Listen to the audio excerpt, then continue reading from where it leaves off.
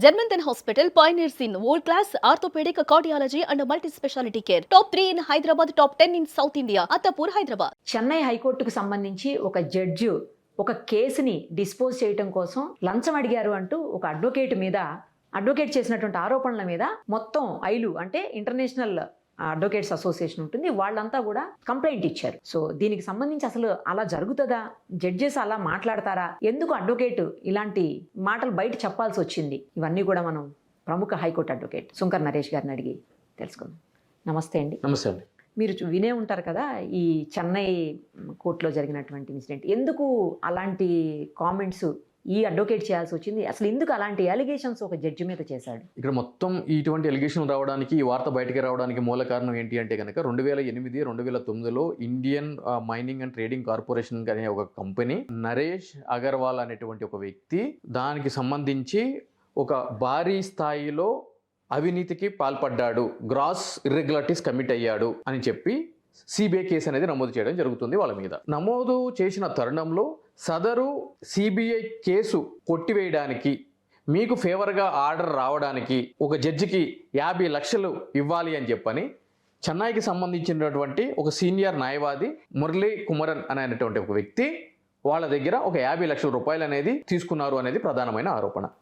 దీనికి సంబంధించి ఈ కేసు ఏ జడ్జి వారి ముందైతే కనుక ఉందో ఆ యొక్క జడ్జి గారి పేరు మెన్షన్ చేస్తూ, ఆ సీనియర్ న్యాయవాది పేరు మెన్షన్ చేస్తూ all India lawyers association for justice అనేది కేంద్ర న్యాయ శాఖకి ఒక ఫిర్యాదు అనేది చేయడం జరిగింది. ఆ ఫిర్యాదు లేఖను సదరు న్యాయశాఖ మద్రాసు హైకోర్టుకి పంపించడం జరిగింది. ఓకే. సో రిజిస్ట్రీ ఈ కేసు ఎవరైతే గనక చూస్తున్నారో సదరు జడ్జి వారి ముందు ఈ యొక్క కంప్లైంట్ని పెట్టడం జరిగింది. సో ఈ కేసు విచారణకు వచ్చే భాగంగా సదరు న్యాయమూర్తి వారు న్యాయవాదిని ఈ యొక్క ఫిర్యాదు గురించి అడగడం జరిగింది. నా పేరు చెప్పి మీరు మీ క్లయింట్ దగ్గర 50 లక్షల రూపాయలు సిబిఐ నమోదు చేసినటువంటి కేసు కొట్టిపిస్తాను అని చెప్పి తీసుకున్నారు అని చెప్పని ఒక కంప్లైంట్ అందింది న్యాయశాఖకి. దాని మీద నాకు వచ్చింది, దాని మీద మీ యొక్క వివరణ ఏంటి అని చెప్పని. దానికి సంబంధించి సదరు సీనియర్ న్యాయవాది కూడా నేను ఇటువంటిది ఏది చేయలేదు, దీని మీద ఎటువంటి విచారణ జరిగినా కూడా నేను సిద్ధంగా ఉన్నాను అని చెప్పి చెప్పడం జరిగింది.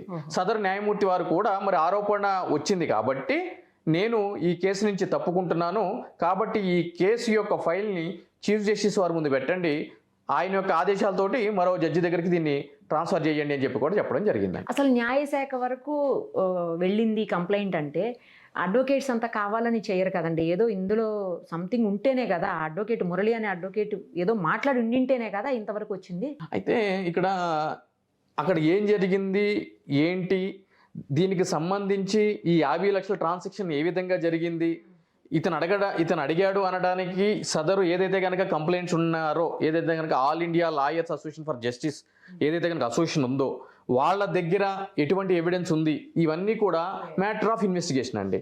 సో ఏదైతే కనుక ఈ రిజిస్ట్రీకి సదరు న్యాయమూర్తి వారు దీని మీద ఫర్దర్ యాక్షన్ తీసుకునే విధంగా డైరెక్ట్ చేయడం జరిగిందండి.